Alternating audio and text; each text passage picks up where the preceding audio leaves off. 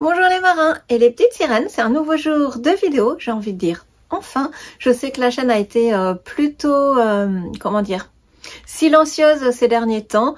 Et je vais pas m'éterniser là-dessus, on fera une vidéo bilan de 2023 comme tous les ans. En attendant, je sors de mon mutisme pour te faire une petite recommandation littéraire à ne pas louper ce mois-ci. Il s'agit du dernier numéro de la revue scientifique La Recherche qui est consacrée au virus.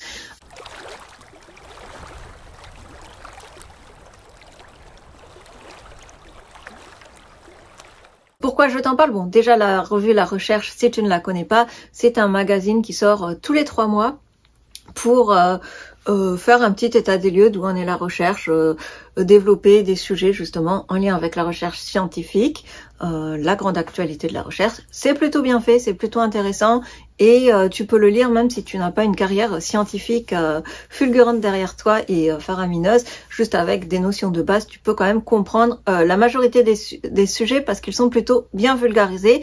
Maintenant, évidemment, si tu as des connaissances sur certains sujets, ça t'aidera à les comprendre plus en profondeur, mais dans l'ensemble, n'importe qui peut lire cette revue et c'est plutôt bien écrit et intéressant et les sources sont plutôt assez fiables. Alors pourquoi je te parle de cette revue scientifique aujourd'hui? Parce qu'à l'intérieur, il y a 3 sujets qui, en tant que passionné de biologie marine, d'océan et d'écosystèmes, devraient t'intéresser. Je pense notamment au premier sujet consacré sur les virus marins, un océan à explorer. Voilà, il est ici, tu le vois. C'est notamment un dossier qui va revenir sur où en est la recherche sur les virus marins et qui va te montrer notamment toutes les portes que Tara a ouvertes, que les explorations Tara ont ouvertes. Je t'en avais parlé quand je t'ai parlé de ce bouquin-ci qui est sorti il y a déjà un certain moment et il y en a un nouveau qui est sorti. J'espère qu'un jour je l'aurai.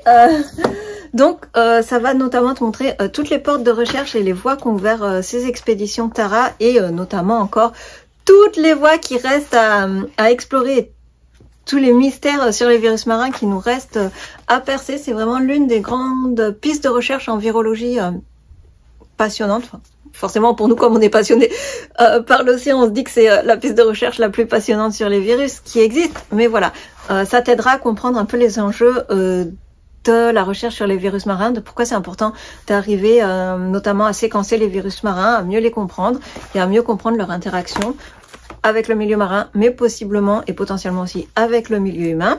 Deuxième dossier qui va t'intéresser, c'est celui-ci. C'est un dossier consacré sur les virus de l'Arctique et notamment sur tous les virus qui sont emprisonnés dans le pergélisol, si je puis dire. Et ben tu le sais en ce moment, avec tous les problèmes de réchauffement climatique, ça présuppose aussi fonte des glaces, et qui dit fonte des glaces dit potentiellement réveil de ces virus millénaires endormis et emprisonnés dans ces glaces, dans ces banquises, qui potentiellement pourraient se réveiller. Et donc là encore, on s'attache à essayer de comprendre à la fois comment ils ont résisté, mais aussi quel peut être leur impact en tant que virus qui se réveillerait dû à une fonte des glaces.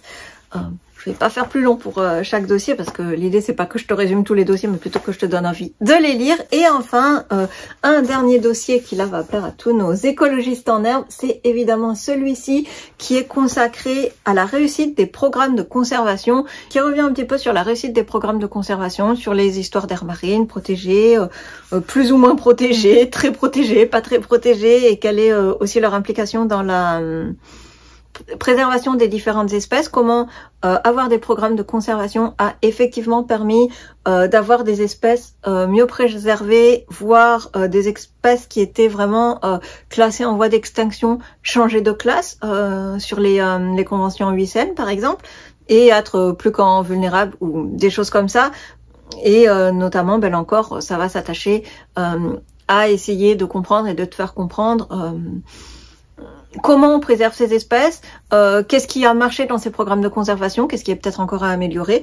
Donc voilà, je fais pas plus long, je te laisse avec ce numéro passionnant de la recherche que je t'invite évidemment à lire.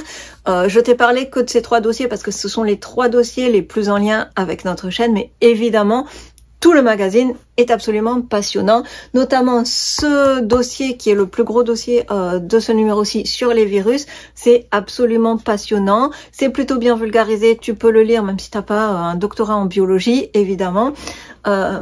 On l'a vu malheureusement ces dernières années, la culture scientifique au sens populaire, elle a été malmenée ces derniers temps et ces dernières années, et on a vu à quel point on n'était pas expert sur ces sujets parce qu'on manquait de culture scientifique, parce que beaucoup de monde, quelles que soient les classes et les milieux sociaux, manquaient d'une culture scientifique forte, développée, solide, pour pouvoir comprendre, interpréter ce qu'on nous donnait comme information, des informations qui évoluaient en temps réel, là en plus.